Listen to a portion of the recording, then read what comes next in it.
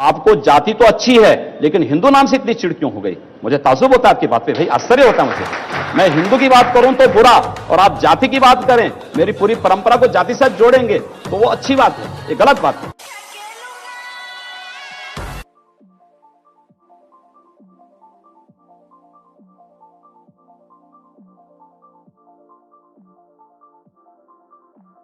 Sir, जो बात हो रही थी संविधान का दिवस मनाने के लिए, गणतंत्र दिवस में, लेकिन संविधान पे ही अब तमाम सवाल उठ रहे हैं। अगर आप देखें तो पार्लियामेंट के बिल्स पे सवाल, पार्लियामेंट में कोई कानून नया आता है उस पे सवाल, संविधान पे सवाल, संविधान के टुकड़े करेंगे, ऐसे बयान अभी अलीगढ़ में भी आए, यूपी में भी कुछ सेक्शंस हैं जहां से सवाल उठते हैं। तो इनको आप कैसे देखते हैं और इसको डील करने का क्या तरीका है?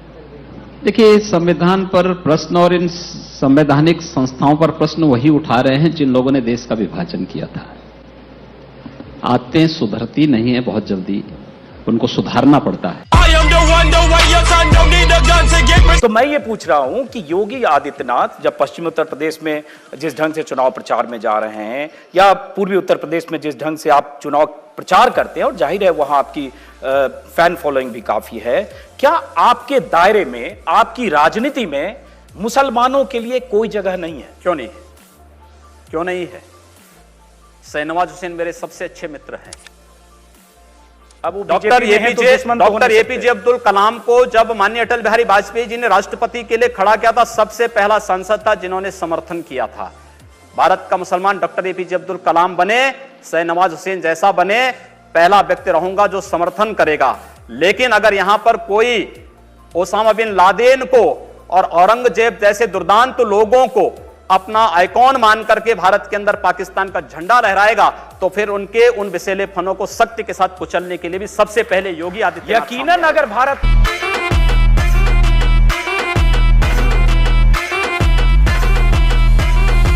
आपके गुरुजी भी रहे, आपके पिता तुल्य हैं, वो भी हिंदू महासभा में थे, फिर बाद में बीजेपी में आए, दोनों जगह सांसद बने दोनों तरफ से। आप उत्तराखंड से राजपूत परिवार से आए, आपने भी इसी तरह से किया। मैं ये कह रहा हूं कि देखिए, मेरा सवाल सुन लीजिए। हमारी संत परंपरा में जाति नहीं देखी जाती है, और ये अत्यंत शर्मनाक माना जाता है जब संत को किसी जाति विशेष से जोड़ते हैं। मैं एक हिंदू हूं और एक योगी के रूप में अपनी भूमिका का निर्वहन कर रहा हूं। आपको जाति तो अच्छी है, लेकिन हिंदू नाम से इतनी चिढ़ क्यों हो गई? मुझे ताज्जुब होता है आपकी बात पे, भाई आश्चर्य होता है मुझे। मैं हिंदू की बात करूं तो बुरा, और आप जाति की बात करें, मेरी पूरी परंपरा को जाति से जोड़ेंगे तो वो अच्छी बात है, ये गलत बात है। योगी जी, मैं जावेद हूँ एबीपी न्यूज से। मेरा सवाल यह है कि आपने गोरखपुर को हिंदुत्व की लेबोरेटरी बनाकर रख दिया है। आप अलीनगर का नाम आर्यनगर रख देते हैं, उर्दू बाजार का हिंदी बाजार, ये कहाँ जाके रुकेगा आपका? बिल्कुल होना चाहिए, क्यों नहीं होना चाहिए? अतीत के गौरव के साथ वर्तमान को जुड़ना चाहिए। अली से गोरखपुर का मतलब कहां से है? आर्यों से है। उस अतीत के गौरवशाली पलों के साथ अगर वर्तमान समाज जुड़ता है तो मुझे लगता है कि उसके सामने ढेर सारी संभावनाएं होंगी। हम किसी संकीर्ण दायरे में चलने की बजाय हाईवे पे चलें, और हाईवे पे चलने की एक रास्ता तैयार किया जा रहा है। तो आप ताजमहल का भी नाम बदलवा देंगे? सबका नाम बदलेंगे।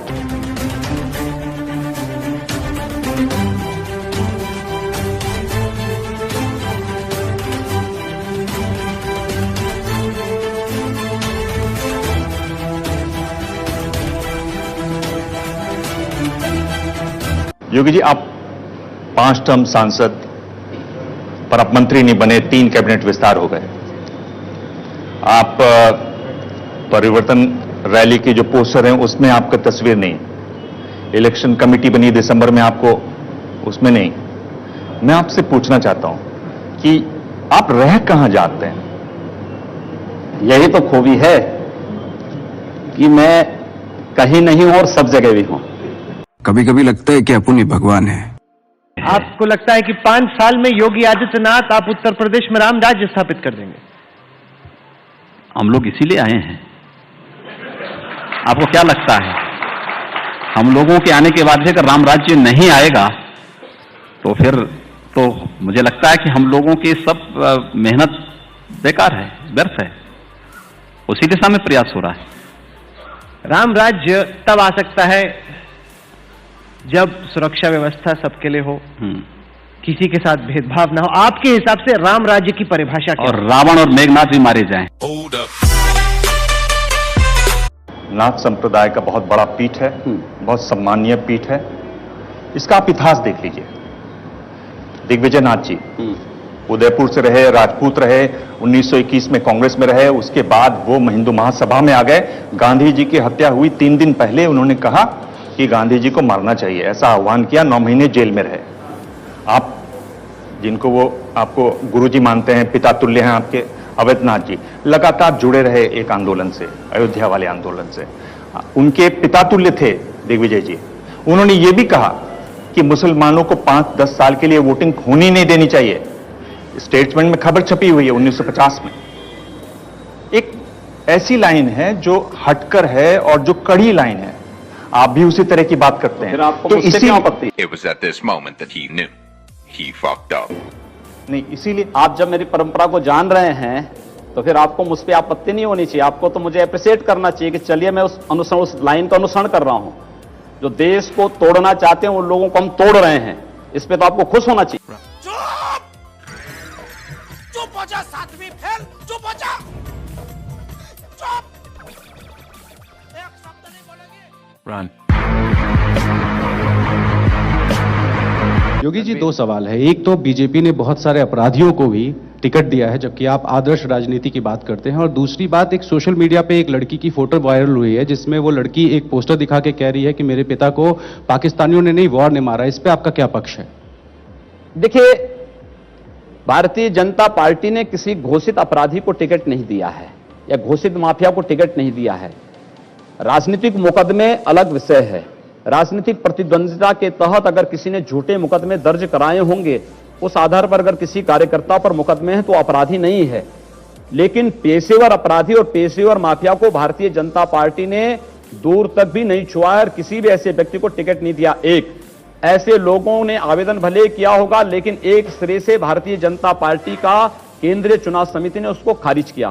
खत्म। मैं चाहता हूं कि आपके दिल, मैं ये कह रहा हूं कि इसका मतलब हुआ कि आप देश के हित में मतलब मानते हैं। जो 20-22% मुस्लिम आबादी है वो देश हित के खिलाफ है, उनको हाशिए पर रखकर आप अपना देश, अपनी दुनिया, आप कभी गोरखपुर आएंगे ना, वहां मुसलमान जब पीड़ित होता है तो वह कहीं और नहीं जाता, वो मेरे पास ही आता है, कहता साहब देखो फलाना गुंडा उसके पास कोई विकल्प परेशान कर रहा है।